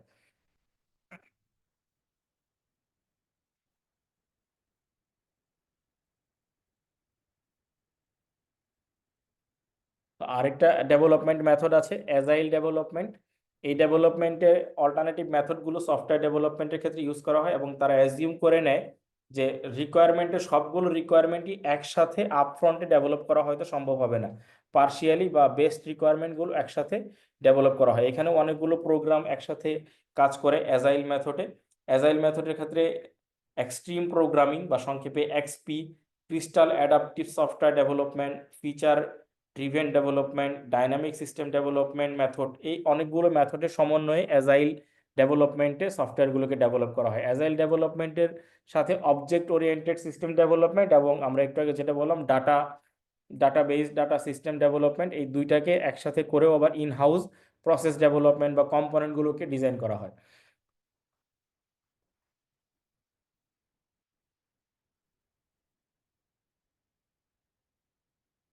তাহলে আমরা কয়েকটা ডেভেলপমেন্টের মেথড দেখলাম।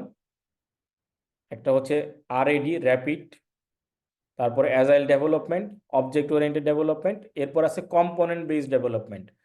সফটওয়্যারের যে রিকোয়ারমেন্ট অ্যানালাইসিস হয় সেটাকে অনেকগুলো রিকোয়ারমেন্ট একসাথে জেনে অ্যানালাইসিস করে তারপরে পার্শিয়ালি অবজেক্ট ওরিয়েন্টেড বা কম্পোনেন্ট বেস আস্তে আস্তে ধাপে ধাপে ডেভেলপমেন্ট করাকে বলা হয় কম্পোনেন্ট বেসড ডেভেলপমেন্ট। কারণ একটা সফটওয়্যারের অনেকগুলো কম্পোনেন্ট থাকতে পারে, সেই কম্পোনেন্টগুলোকে ব্রেকডাউন করে করে আসলে ডেভেলপমেন্ট। এই ডেভেলপমেন্টগুলো অনেক ক্ষেত্রে দেখা যায় যে ইন প্রসেস ক্লায়েন্ট কম্পোনেন্টস, কারণ ক্লায়েন্টের অনেক কাজ করে করে ওইখানে ওর যে রিকোয়ারমেন্ট সেখানে থেকেই অ্যাপ্লিকেশন ডেভেলপ করা হয়, বা কখনো কখনো এর পাশাপাশি একটা ভার্চুয়াল মেশিন অ্যাপ্লিকেশন থাকে, বা স্ট্যান্ড অ্যালোন কম্পোনেন্ট হতে পারে, দেখা গেল যে অ্যাকচুয়াল সিস্টেমে না থেকে তারা সেপারেটলি একটা কম্পোনেন্ট ডেভেলপ করছে। এটাও একটা হতে পারে ইন প্রসেস ক্লায়েন্ট কম্পোনেন্ট, আরেকটা হচ্ছে স্ট্যান্ড অ্যালোন ক্লায়েন্ট কম্পোনেন্টস। এর বাইরে আরো দুইটা মেথড আছে, স্ট্যান্ড অ্যালোন সার্ভার কম্পোনেন্টস, আলাদা একটা সার্ভারে বসে তারা তাদের রিকোয়ারমেন্ট অনুযায়ী বা সোর্স কোড নিয়ে সফটওয়্যারে ডেভেলপমেন্ট করে। স্ট্যান্ড অ্যালোন সার্ভার কম্পোনেন্টের পর একটা আছে ইন প্রসেস সার্ভার কম্পোনেন্ট, যে এমন একটা কম্পোনেন্ট তারা রান করছে যেটা উইদিন দ্য কন্টেইনার বা সার্ভারের মধ্যে আছে কিন্তু সেপারেট একটা ট্যাবে বা সেপারেট একটা পার্টে আছে, এটা মূল কম্পোনেন্টের সাথে আসলে কানেক্টেড না, সেপারেটলি ডেভেলপ করে যখন এটা তার রিকোয়ারমেন্ট কমপ্লিট করে মাইক্রোসফটের বা আদার যে সার্ভারের কনফিগারেশন ওই অনুযায়ী, পরে ফাইনালি এটা আসলে সফটওয়্যারে ডেপ্লয়মেন্ট করে দেওয়া হয়। তাহলে কম্পোনেন্ট বেসড ডেভেলপমেন্ট আমাদের আরেকটা ডেভেলপমেন্টের মেথড।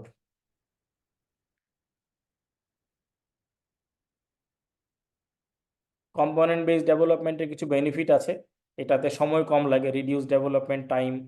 এটাতে কোয়ালিটি ইমপ্রুভ করে, কারণ যেহেতু একসাথে কম্পিউটারে এই কম্পোনেন্টগুলোকে কোম্পানির রিকোয়ারমেন্ট অনুযায়ী সাথে সাথে ডেভেলপ করা যায়, কোয়ালিটিটা ইমপ্রুভ করে। এবং তারপর হচ্ছে এখানে ডেভেলপমেন্টের ক্ষেত্রে দেখা যায় যে ফাংশনালিটিসগুলো বিজনেসের রিকোয়ারমেন্ট অনুযায়ী ফাংশনালিটিগুলো কাভার করে। আবার সিম্পল সিম্পল এরিয়াতে কাজ করা যায়, কম্পোনেন্টগুলোকে ডেভেলপমেন্ট কস্ট রিডিউস করতে পারে। এইগুলো হচ্ছে আমাদের এই কম্পোনেন্ট বেসড ডেভেলপমেন্টের বেশ কিছু বেনিফিট বা ফিচার।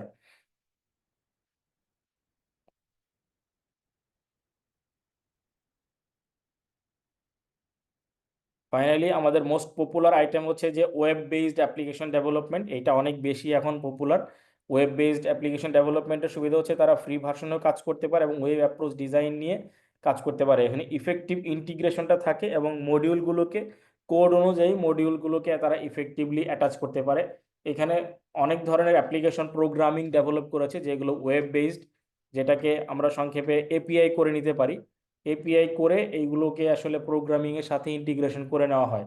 এখানে কমন কিছু কিছু স্ট্রাকচার দাঁড়িয়ে গেছে যেটাকে বলে কোবরা। আপনারা হয়তো অনেকে শুনে থাকবেন যে টেকনোলজিস আছে common objective request broker architecture, তারপরে আছে যে কম্পোনেন্ট অবজেক্টিভ মডেল বা অবজেক্ট মডেল যেটাকে সংক্ষেপে কম বলে, এরপর remote procedure model.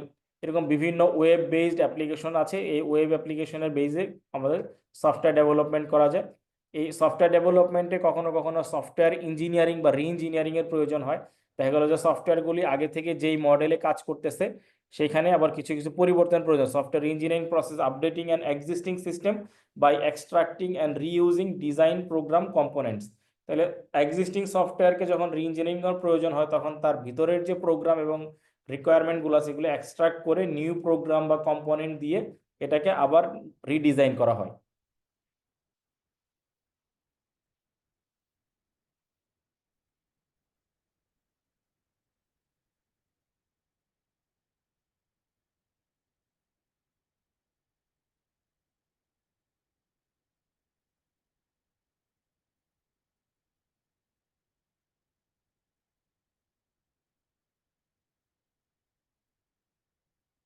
Business process রি ইঞ্জিনিয়ারিং অ্যান্ড প্রোগ্রেসের ক্ষেত্রে আমরা যেটা প্রসেসের ক্ষেত্রে এর আগে একদিন আলোচনা করেছিলাম যে পিডিসিএ সাইকেলটা ফলো করা হয়। সেখানে হচ্ছে plan do check and act. এই পিডিসিএ সাইকেলে আমাদের এক্সিস্টিং যে সিস্টেমটা বা সফটওয়্যারটা আছে এটাতে কিছু চেঞ্জ আনা হয়। চেঞ্জ এনে এইটার রিকোয়ারমেন্টগুলো চেক করে যদি ইফেক্টিভলি এইটা পারফর্ম করে তাহলে ওইটাকে ওখানে অ্যাকসেপ্ট করা হয়। রি ইঞ্জিনিয়ারিং প্রসেসের ক্ষেত্রে এই সাইকেলটা আসলে কমনলি ফলো করা হয়। এখানে প্ল্যান, তারপরে রিসার্চ, এর সাথে হচ্ছে অবজার্ভ করে যে ওই কম্পোনেন্টটা দেওয়ার পরে এখানে কি চেঞ্জটা আসে, অ্যানালাইজ এবং লাস্টে অ্যাডপ্ট। এই ইমপ্রুভমেন্ট প্রক্রিয়াটাই হচ্ছে আমাদের বেঞ্চমার্ক টেস্টিং এর একটা প্রক্রিয়া। তাহলে বেঞ্চমার্ক প্রসেস, যে সফটওয়্যারটা আমরা ইমপ্লিমেন্ট করছি ওটা ইন্ডাস্ট্রিতে অন্যান্য কোম্পানি বা অন্য কোন প্রতিষ্ঠান ব্যবহার করছে তাদের সাথে কম্পেয়ার করলে আমাদের এই প্রোডাক্টটা আসলে বেঞ্চমার্কে কাভার করে কিনা বা আমরা আসলে লিমিটেড ওয়েতে এটাকে ডেভেলপমেন্ট করতে পারি।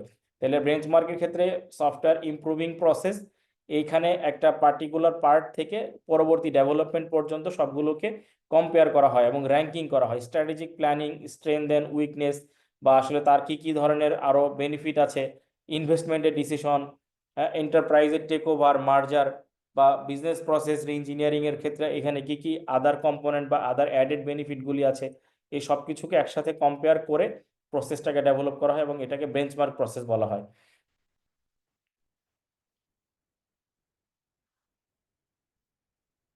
সিস্টেম ডেভেলপমেন্টের কিছু টুলস আছে। সিস্টেম ডেভেলপমেন্ট টুলস ব্যবহার করে সিস্টেম ডেভেলপমেন্ট করা যায়। সেক্ষেত্রে আমাদের কম্পিউটার এইডেড সফটওয়্যার ইঞ্জিনিয়ারিং, যেটাকে সংক্ষেপে কেস বলে, কম্পিউটার ইঞ্জিনিয়ারিং করে আমরা আমাদের ফোর্থ জেনারেশন ল্যাঙ্গুয়েজে বা ফোর্থ জেনারেশন যে প্রোগ্রামিং কোড আছে এগুলো দিয়ে প্রোডাক্ট বা সিস্টেম ডেভেলপমেন্ট করা যায় সিস্টেম ডেভেলপমেন্ট টুলস হিসেবে ব্যবহার করে। এখানে বেশ কিছু পার্টে কাজ করে, তিনটা পার্টে এখানে মেইনলি বোঝা যায়। একটা হচ্ছে আপার কেস, একটা মিডিল কেস আর একটা লোয়ার কেস। এই তিনটা পার্টে লজিক সেট করে আসলে ক্যাটাগরি অনুযায়ী সফটওয়্যারগুলিকে ডেভেলপ করা হয়।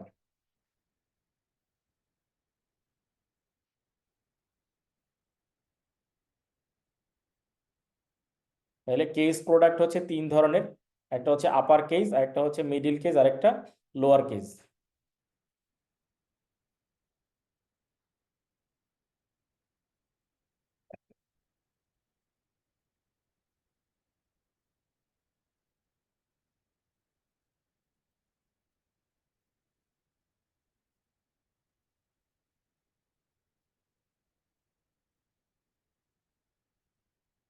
Infrastructure development and acquisition practice. Infrastructure development ক্ষেত্রে টিসিও মেথডটা কমপ্লাই করা হয়, টোটাল কস্ট অফ ওনারশিপ। যে এইখানে আসলে আমাদের এই প্রজেক্টটা অ্যাকসেপ্ট করতে টোটাল কি কি কস্ট এই কোম্পানিকে বা এই অর্গানাইজেশনকে বেয়ার করতে হবে, সেটা ইনফ্রাস্ট্রাকচার ডেভেলপমেন্ট বা অ্যাকুইজিশনের ক্ষেত্রে একটা বিবেচ্য বিবেচ্য বিষয়। পাশাপাশি হচ্ছে যে এখানে কোনো ধরনের ডাউন টাইম বা কোনো ধরনের প্রবলেম হবে কিনা, বা আমাদের যে সফটওয়্যারটা অ্যাকুইজিশন ইনফ্রাস্ট্রাকচারে ডেভেলপ করা হচ্ছে এটা 24/7 আসলে সাপোর্টটা দিতে পারবে কিনা, সেই কম্পোনেন্টগুলো কাভার করে একটা ফর্মাল চেকলিস্ট করে তারপর হচ্ছে ইনফ্রাস্ট্রাকচার ডেভেলপমেন্ট বা অ্যাকুইজিশন প্র্যাকটিসটা কনফার্ম করা হয়। এখানে আইসিটির যে অ্যালাইনমেন্ট বা ইনফরমেশন কমিউনিকেশন টেকনোলজি অ্যালাইনমেন্ট, এটাকে এনশিওর করা, এন্টারপ্রাইজের স্ট্যান্ডার্ড অনুযায়ী আইটি ইন্ডাস্ট্রির ট্রেন্ডকে ফলো করা, এখন কোন ট্রেন্ডে ইন্ডাস্ট্রিটা গ্রো করছে সেই ট্রেন্ডে থাকা, এখানে যে ইনভেস্টমেন্ট হলো তার ম্যাক্সিমাম আরওআই বা কস্ট ট্রান্সপারেন্সি বা অপারেশনাল ইফিসিয়েন্সি এটাকে এনশিওর করা, টেকনিক্যাল আর্কিটেকচারাল কনসিডারেশন, এই সবগুলো মিলে আসলে একটা অপারেশনাল সাপোর্ট এনশিওর করা, cost effective operational support ensure করা।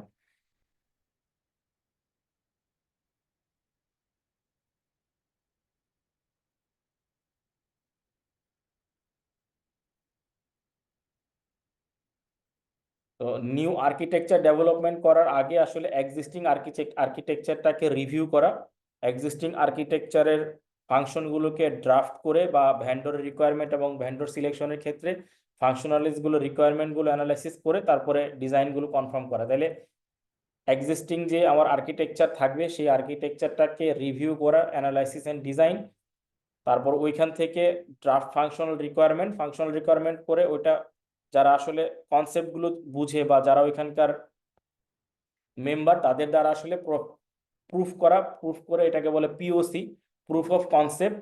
প্রুফ অফ কনসেপ্ট হয়ে গেলে তারপর ওইটাকে বিগিনিং ফেজ থেকে ডেভেলপমেন্টের জন্য রিকোয়ারমেন্ট অ্যানালাইসিস করে সাবমিট করা। ওইটা হবে তখন ওয়ার্কশপের ভিত্তিতে সেকেন্ড লেয়ারে রিভিউ অ্যানালাইসিস করে প্রজেক্ট বা আর্কিটেকচারগুলোকে প্ল্যানিং করে।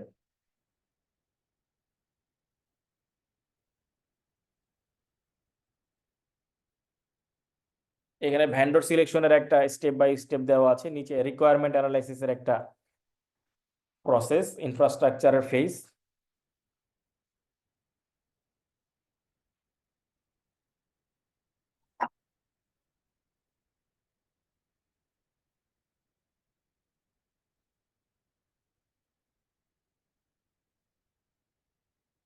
সিস্টেম অ্যানালাইসিস করার পরে যখন আমরা আসলে প্রকিউরমেন্টে যাব রিকোয়ারমেন্ট অ্যানালাইসিসের, সেখানে প্রকিউরমেন্টের যে ফেজগুলো কি কি, procurement phase, delivery time, installation test plan, এই সবগুলো একসাথে কনসিডার করে ফাইনালি প্রকিউরমেন্ট অ্যানালাইটিক্যাল ইমপ্লিমেন্টেশন, এরপর হচ্ছে ইনস্টলেশন প্ল্যান।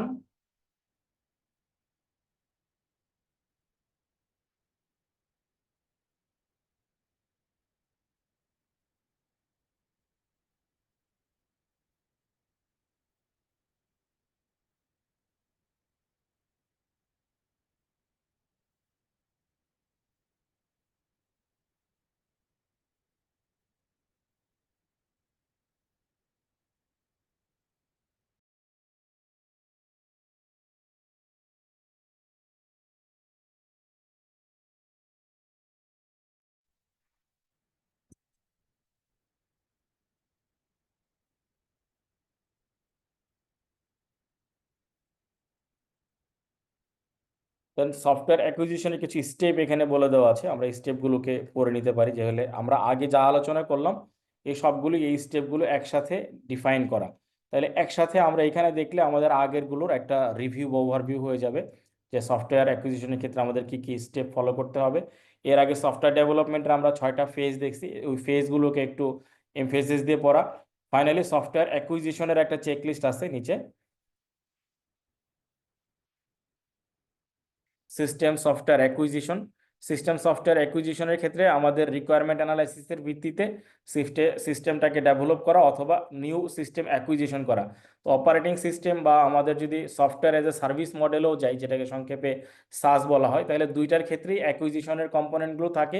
অ্যাকুইজিশনের পরে ফিজিবিলিটি রিকোয়ারমেন্টগুলো দেখে ওই অনুযায়ী এটা ইমপ্লিমেন্ট করা।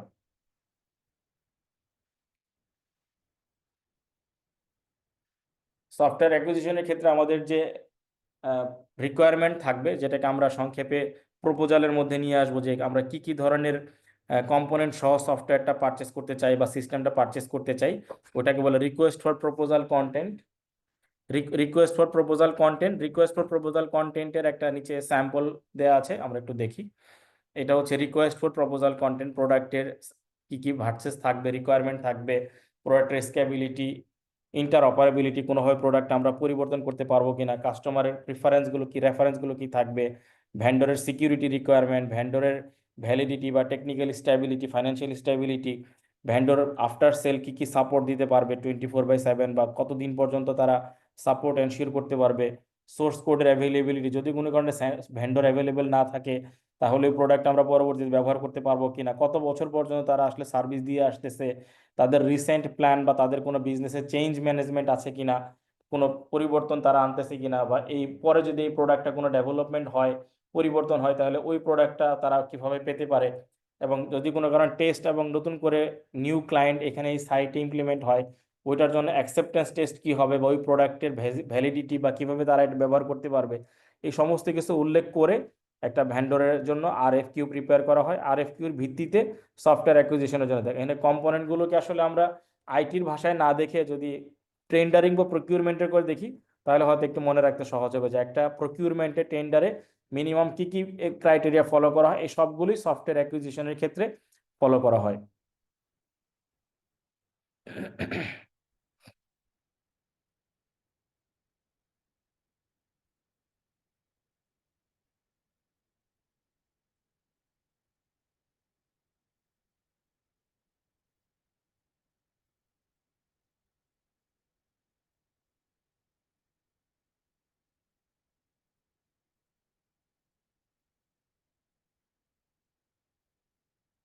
এরপর আছে আইএস অডিটরের role in software acquisition.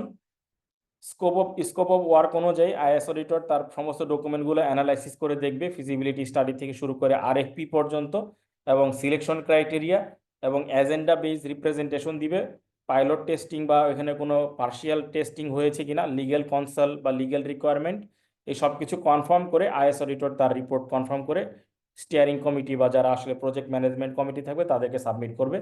Final অ্যাপ্রুভালের পরে আসলে প্রজেক্টটা ইমপ্লিমেন্টেশনের জন্য প্রকিউরমেন্ট কনফার্ম করা হবে।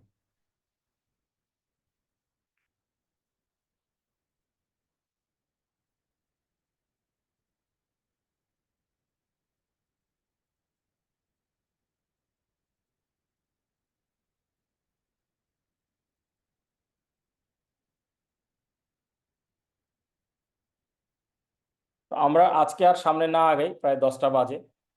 তো আরেকটা হচ্ছে যে আগামী দিন আমরা যেটা করব, ওই আমাদের যে 150টা প্রশ্ন শেয়ার করলেন, আমি চেষ্টা করবো এটার উত্তরটা নিয়ে আসতে। আপনারাও একটু এগুলো পড়বেন, পড়ে দেখবেন যে অনেক প্রশ্নের উত্তর বা ওয়ার্ডিংগুলো আমরা সঠিক বুঝতে পারবো না হয়তো, সেইগুলো যদি আমরা একটু আলোচনা করে বোঝার চেষ্টা করতে পারি বা আন্ডারস্ট্যান্ডিং ক্লিয়ার করতে পারি, তাহলে হয়তো আমাদের জন্য একটা ভালো প্রিপারেশন হইতে পারে যে কিভাবে এমসিকিউ প্রশ্নগুলি কোথা থেকে আসতেছে। এটা থাকবে একটা অনুরোধ যে আপনারা সবাই ওই 150টা প্রশ্ন একবার হলেও গো থ্রু করার চেষ্টা করবেন, যেন প্রশ্নগুলো পড়ে আমরা বোঝার চেষ্টা করতে পারি যে কোন চ্যাপ্টার থেকে প্রশ্নটা আসছে এবং উত্তরটা কি। আমি চেষ্টা করব এটার উত্তরগুলো সংগ্রহ করতে, যদি আমি সবগুলো নিজে বের করতে নাও পারি, দেখবো যে আমাদের কোনো কলিগের কাছে এটার উত্তর আছে কিনা, ওইভাবে অ্যানালাইসিস করে বের করার চেষ্টা করবো আর কি। জি স্যার। তো আমরা তো প্রায় 10টা বাজে, আজকে দেরি করে শুরু করছি, শেষ করি, কারণ আপনাদের আবার পরবর্তী দিনের প্রিপারেশনও আছে। জি আর আগামী দিন আমরা এই চ্যাপ্টারটা শেষ করতে পারি না, এটা থেকে আবার শুরু করবো আর কি। জি স্যার। ঠিক আছে স্যার। জি, সালাম আলাইকুম। ঠিক আছে, জি।